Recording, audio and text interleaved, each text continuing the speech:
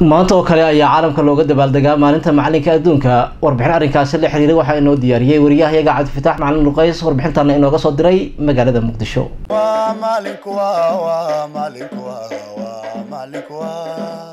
kun 1974 bishii November 22-keedii ayay ahayd markii loo aqoonsaday maalinta macalinka Soomaaliyeed.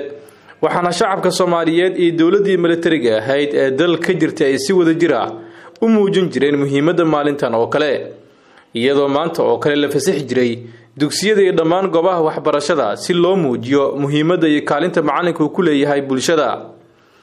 Ustaad Cali Cabdulle Xasan oo ku magac dheer Cali Afgooye waxa uu ka mid ahaa barayaashii Soomaaliyeed ee xilligii bariisamaadkii, isagoo bara ka soo noqday jaamacadda ummadda Soomaaliyeed iyo jaamacaddii Gaheer. waxa uu ka hadlayaa muhiimadda ay maalintan leedahay iyo kaalinta uu macalinku ku leeyahay bulshadiisa. waa sooyaal way taariikheed xusidda macalinka ee la xusayo sanad walba 22 November waxayna bilaabatay sanadkii 1934 ilaa hadda waxa way bil walba oo ku beegan sanadkaas ayaa la xusaa. macalin haduusan jirin in markaa wax walba ay noqon lahayn mugdi. waxaa markaa baraaruga macalinka Soomaaliyeed ee xusidiisa waxaan jecelahay markaa inaan soo qaato dhowr xikmado ee meeshan yaalo ee maalinta macalinka la xusaayo loo baahdo in miiska la soo saaro. waxaa ka mid ah mas'ala aan soo qaadanaynaa nabigeena subhanahu wa ta'ala markay aayada quraanka soo degaysa iqra la dhahay, halkaas waxaa ka muuqday markaa macalin iyo qof wax la barayo inuu meesha markaa laga maarmaa inuu meesha yimaado.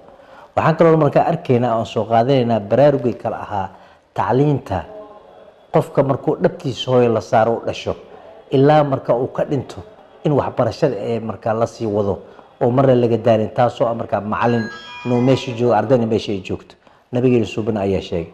waxaan kaloo marna ay loobayna aan soo qaadanaynaa macalinkeena weynaa Yuusuf Kowneyn siyaabuhu markaa u tarjumay in wax loo baro ummadda Soomaaliyeed asagoo soo qaadanayo waa hore alif kordhawey alif hoos dhawey iyo alif godan. waxaa kaloo markaa muhiimad ah inaan soo qaadano maanta kale markaa xusno istaadkii weynaa fanaankii Cabdullaahi Qarshe ee soo qaatay aqoon la'aan waa iftiin la'aan, taasoo muujinaysa markaa macalinka kaalinta uu kaga jiro ummadiisa inay tahay mar walba inuu markaa badbaadiyo kana badbaadiyo jahliga. macalinku wuxuu xushmad iyo karaamo ku dhex leeyahay bulshadiisa maadaama uu soo saaro ubaxa iyo mustaqbalka berito.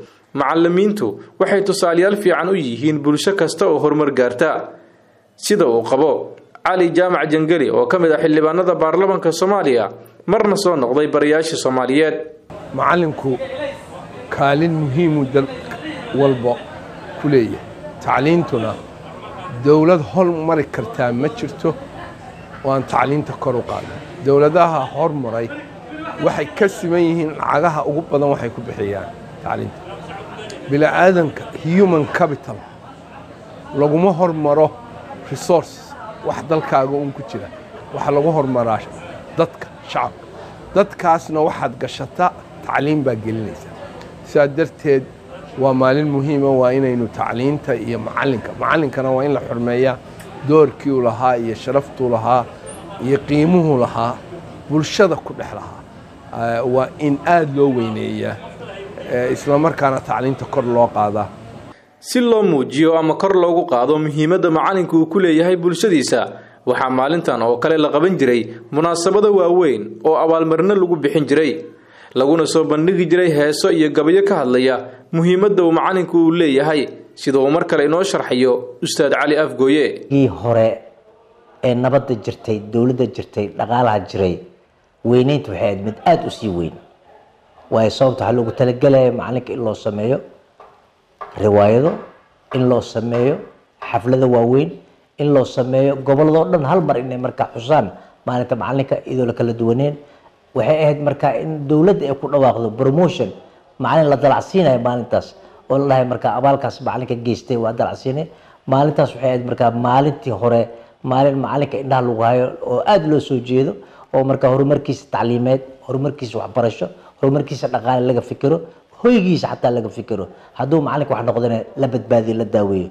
xildhibaan Cismaan Xaaji Cali oo ka mid ah xildhibaanada baarlamaanka Soomaaliya ayaa sheegay in macalinka Soomaaliyeed uu door muhiim ah ku leeyahay bulshadiisa, isagoona tusaale u soo qaatay in maanta ay jaamacadaha dalka ka soo baxaan boqolaal dhalinyaro oo macallimiin u badan wuxuuna dowladda Soomaaliya ugu baaqay in miisaaniyadda lagu bixiyo macallimiinta Soomaaliyeed aad loo kordhiyo.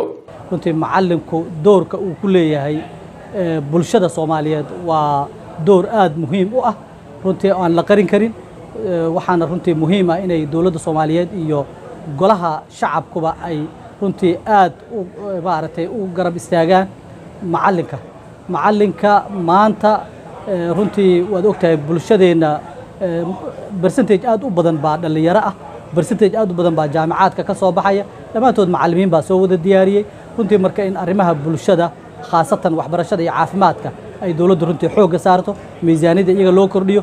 qiimaha macallinka uu leeyahay ayaa diinteena islaamka waxay gaarsiisay martabad aad u sareysa oo maamuus iyo qadarin leh waxaana gabaya u dhashay dalka Masar oo lagu magacaabo Axmed Shawqi gabay uu tiriyay uu ku yiri kaadal muallim an yakuna rasuula oo micnaheedu yahay macallinka wuxuu ku sigtay inuu rasuul noqdo taasi oo muujinaysa martabada uu macallinku kaga jiro dunidan.